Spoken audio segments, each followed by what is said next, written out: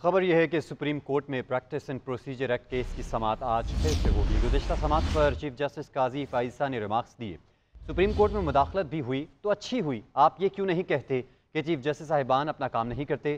اب جب قانون بن گیا تو ہم کہتے ہیں ہم کسی کو جواب دہ نہیں، ہم لوگ اپنا احتساب کیوں نہیں کرتے؟ جسٹس اعجاز الحسن نے کہا ایکٹ سے پارلیمنٹ پر عائد تمام آئینی پابندیوں کی خلاف ورزی ہوئی۔ سپروائز کرنے کا مطلب تو سپریم کورٹ کو کنٹرول کرنا ہوگا۔ کیا پارلیمان کہہ سکتی ہے کہ کمیٹی میں 3 نہیں 5 ججز ہوں؟ جسٹس منصور علی شاہ نے کہا پارلیمنٹ کے پاس قانون سازی کا مکمل اختیار تھا۔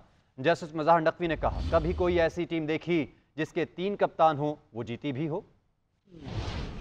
چیف جسٹس کی سربراہی میں فل کورٹ نے پریکٹس اینڈ پروسیجر ایکٹ کے خلاف درخواستوں پر سماعت کی۔ ایم کیو ایم کے وکیل فیصل صدیقی نے کہا کہ سپریم کورٹ رولز میں لاء کی تعریف لکھی ہے، رولز بناتے وقت اس بات پر کوئی ابہام نہیں تھا کہ لاء کا کیا مطلب ہے۔ وکیل فیصل صدیقی نے پریکٹس اینڈ پروسیجر ایکٹ کی حمایت کر دی اور ایکٹ کے خلاف درخواستیں خارج کرنے کی استدعا کرتے ہوئے کہا کہ ایکٹ کے خلاف درخواستیں میرٹ پر خارج کی جائیں۔ جسٹس اعجاز الحسن نے ریمارکس دیے کہ کیا اس قانون سے سپریم کورٹ کی اندرونی ورکنگ میں مداخلت ہوئی یا نہیں، جس پر وکیل فیصل صدیقی کا کہنا تھا کہ ایکٹ کو سپریم کورٹ کے اندرونی امور میں مداخلت کے طور پر نہیں دیکھ سکتے۔ پارلیمنٹ ایسی قانون سازی نہیں کر سکتی جو سپریم کورٹ کو اپنے رولز بنانے سے روکے۔ جسٹس مظاہر نقوی نے سوال اٹھایا کہ اٹارنی جنرل سے پارلیمنٹری ریکارڈ منگوایا گیا تھا، جس پر وکیل فیصل صدیقی نے کہا کہ ریکارڈ کے معاملے پر جواب اٹارنی جنرل ہی دے سکتے ہیں، دیکھنا ہوگا آئین میں اپیل کا حق دینے پر پابندی ہے یا نہیں۔ وکیل فیصل صدیقی کا کہنا تھا کہ رولز کی آئینی حیثیت پر بینچ آرڈر دے سکتا ہے۔